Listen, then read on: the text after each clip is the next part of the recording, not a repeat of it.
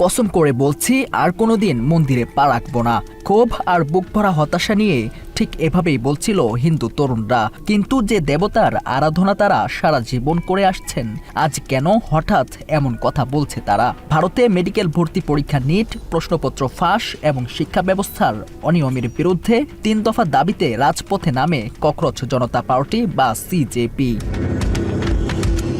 নয়াদিল্লি সহ দেশজুড়ে টানা ৩৭ দিন ধরে চলে এই তীব্র বিক্ষোভ।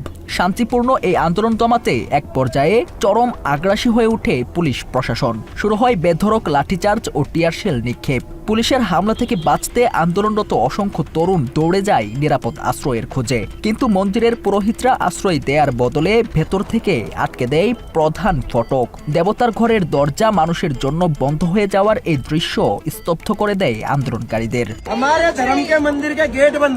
নিরুপায় যুবকরা যখন রাস্তায় আবারও পুলিশের হামলার মুখে পড়ার অপেক্ষায়, ঠিক তখনই পাশের একটি মসজিদের দরজা খুলে দেয়া হয়। ধর্মবর্ণের কোনো বিচার না করেই বিপন্ন এই তরুণদের পরম আশ্রয়ে টেনে নেই মসজিদ কর্তৃপক্ষ।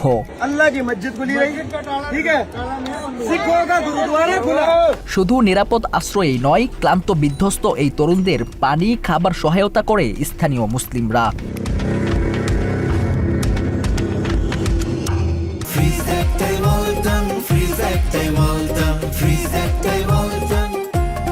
সবকিছু ছাপিয়ে ভারতবাসীর নজর কেড়েছে এই আন্দোলনে সংখ্যালঘু মুসলিম সম্প্রদায়ের স্বতঃস্ফূর্ত অংশগ্রহণ এবং অকৃত্রিম সমর্থন। ভারতীয় শিক্ষার্থীদের মুখে মুখে ইনকিলাব জিন্দাবাদ ও নারায়ে তাকবীর, আল্লাহু আকবার স্লোগানগুলো একই সাথে উচ্চারিত হয়ে আন্দোলনের তীব্রতা ও ধর্মীয় আবেগ প্রকাশ করে। নারায়ে তাকবীর! আর সামাজিক যোগাযোগ মাধ্যমে ভাইরাল হওয়া একটি ভিডিওতে দেখা যায় আন্দোলনরত ক্লান্ত এক শিক্ষার্থী ঘুমাচ্ছেন। পরম শান্তিতে সে যেন ঘুমাতে পারে তাই এক মুসলিম ব্যক্তি তাকে হাত পাখা দিয়ে বাতাস করছেন। এছাড়াও দিল্লির যন্তর মন্তরে দীর্ঘ আন্দোলন চলাকালে শিক্ষার্থীদের মধ্যে খাবার, পানি ও ঔষধ বিতরণ করে ভারতীয় মুসলিমরা।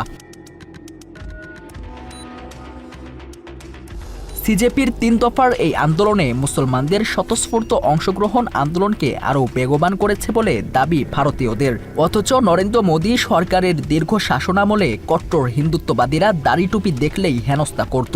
জোর করে জয় শ্রীরাম বলানোর মতো অমানবিক অভিযোগও ছিল তাদের বিরুদ্ধে। সেই হিন্দুদেরই সহযোগিতা করে মানবিকতার পরিচয় দিল দেশটির মুসলিমরা।